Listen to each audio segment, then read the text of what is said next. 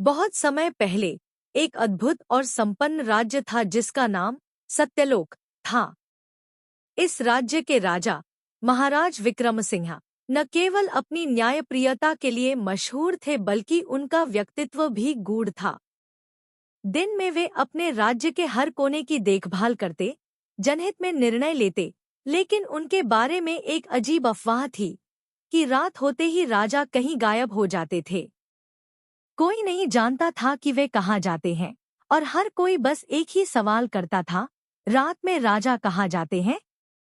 राजा विक्रम सिंह के पास जितना वैभव था, उतनी ही गहरी एक रहस्यमयी छाया उनके जीवन पर पड़ी थी। राज्य में सब कुछ ठीक था, प्रजा खुश थी, सैनिक सशक्त थे और न्याय के मामले में राजा की निष्पक्षता अतुलनीय थी। परंतु राजा के जीवन के इस अंधेरे पहलू ने राज्य भर में जिज्ञासा और भय दोनों को बढ़ा दिया था। कहा जाता था कि रात में महल के भीतर से अजीब आवाजें आती थी।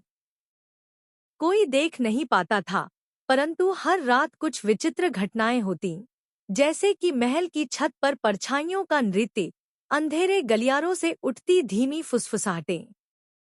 राजा के सबसे करीबी मंत्री देवभट्ट भी इस रहस्य से अनजान थे। उन्होंने कई बार राजा से पूछा, महाराज, जब रात होती है तो आप कहाँ जाते हैं? हम सब चिंता में रहते हैं। राजा हर बार एक ही उत्तर देते, यह मेरी नियति है देवभट्ट, यह तुम्हारी समझ से परे है। मुझे रात के अंधेरे में वह करना होता है जो दिन के उजाले में असंभव है। यह उत्तर मंत्री और अन्य दरबारियों के लिए और भी रहस्यमयी था। एक दिन जब देवभट्ट ने फिर से यह प्रश्न उठाया तो राजा ने गंभीर होते हुए कहा, देवभट्ट, कुछ रहस्य ऐसे होते हैं जिन्हें जानने की कोशिश तुम्हारे लिए हानिकारक हो सकती है। रात की यह गूंज तुम्हारे लिए नहीं है। राजा विक्रम सिंह की दिनचर्या साधारण थी। सुबह दरबार लगता, वे प्रजा की शिकायतें सुनते, सेना की तैयारी का जायजा लेते और अपने सलाहकारों के साथ महत्वपूर्ण निर्णय लेते। पर जैसे ही शाम ढलती, एक अजीब बदलाव उनके व्यक्तित्व में दिखने लगता। उनकी आंखों में एक गहरी उदासी और उनके चेहरे पर एक विचित्र गंभीरता छा जाती। रात होते ही वे अपने कक्ष में चले जाते और फिर कुछ समय बाद अदृश्य हो जाते। कोई यह नहीं देखता कि वे कैसे गायब होते हैं। महल के नौकर चाकर और पहरेदार भी यही सोचते थे कि राजा रात में कहाँ चले जाते हैं। सच तो यह था कि रात होते ही राजा विक्रम सिंह एक रहस्यमय गुफा में जाते थे, जो महल के नीचे गहराई में छिपी हुई थी। इस गुफा में एक पुरानी और खंडित दीवार थी, जिसके पीछे एक गुप्त द्वार था। यह द्वार एक अन्य दुनिया में खुलता था, एक ऐसी दुनिया में जहां केवल आत्माएं, भूत और प्रेत निवास करते थे।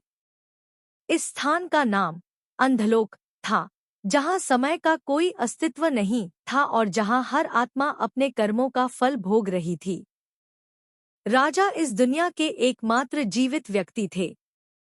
वहां पहुंचते ही उनकी भेंट होती थी उन प्राचीन राजाओं, रानियों और योद्धाओं से जिन्होंने इस धरती पर जीवन व्यतीत किया था।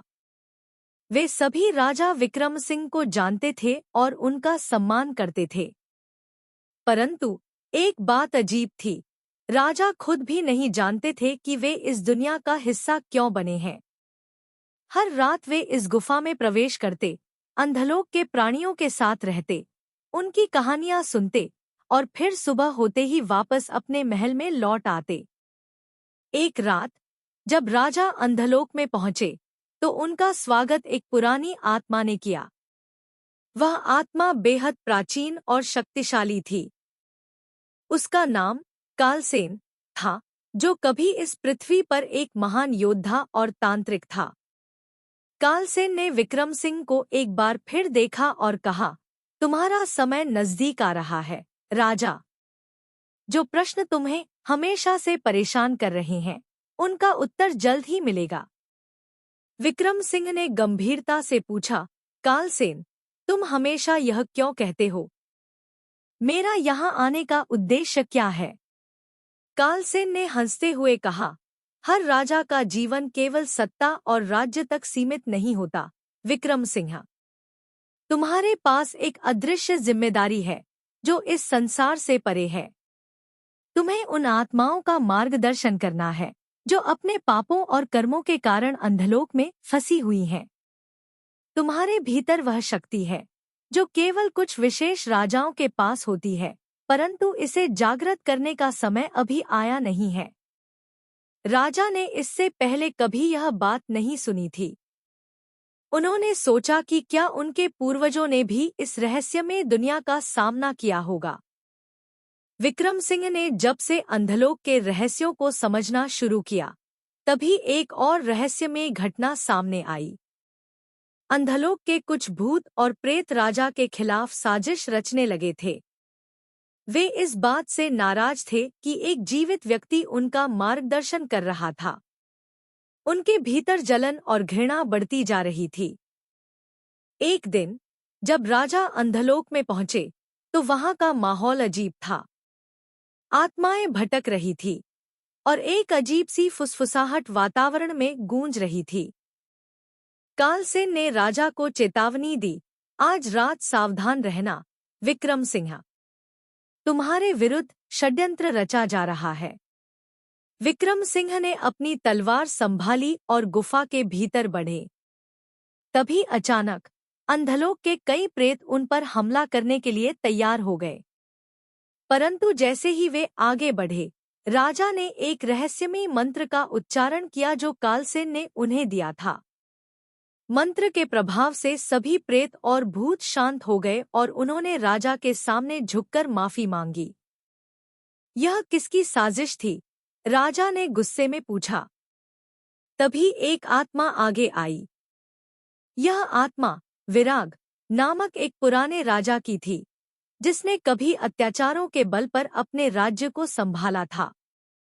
मैं ही वह हूँ जिसने तुम्हारे खिलाफ षड्यंत्र रचा, क्योंकि मुझे यह मंजूर नहीं कि कोई जीवित व्यक्ति हमारे ऊपर हुकूमत करे। राजा विक्रम सिंह ने उसकी बात सुनी और गंभीरता से बोले, यह मेरा हक नहीं, यह मेरी जिम्मेदारी है। मैं यहाँ तुम्हारी आत्माओं को मुक्ति देने और तुम्हारे कर्मों का परिणाम समझने के लिए हूँ। विराग को यह सुनकर भी संतोष नहीं हुआ और वह प्रकट रूप से राजा के खिलाफ और षड्यंत्र रचने की योजना बना रहा था। राजा विक्रम सिंह को धीरे धीरे समझ आने लगा था कि अंधलोक का उनका यह सफर अनंत नहीं था। एक दिन ऐसा आएगा जब उन्हें इस लोक से मुक्ति मिल जाएगी।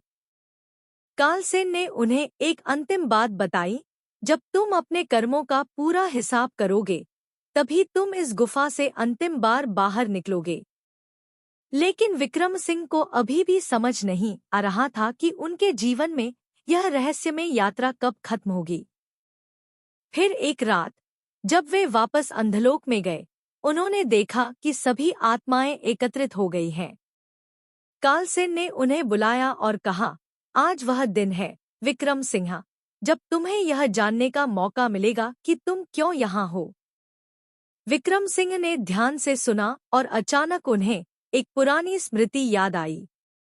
कई साल पहले जब वे एक छोटे से राज्य के राजकुमार थे, उन्होंने गलती से एक निर्दोष किसान की हत्या कर दी थी।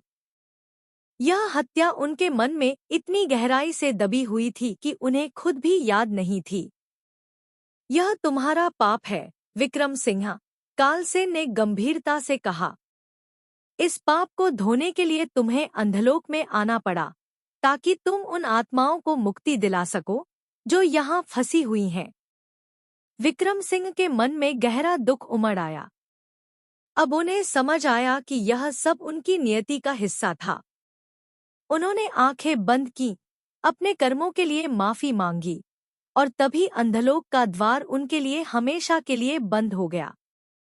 राजा विक्रम सिंह ने उस रात अंतिम बार अंधलोक को छोड़ा और वे फिर कभी वहां नहीं लौटे। अगली सुबह जब महल के दरबारियों ने देखा कि राजा की आंखों में एक नई चमक थी, उन्होंने सोचा कि राजा ने कोई बड़ी विजय प्राप्त की है। पर सच्चाई केवल विक्रम सिंह जानते थे कि उन्होंने न केवल अंधलोक के भूतों को बल्कि अपने भीतर के अंधेरे को भी जीत लिया था।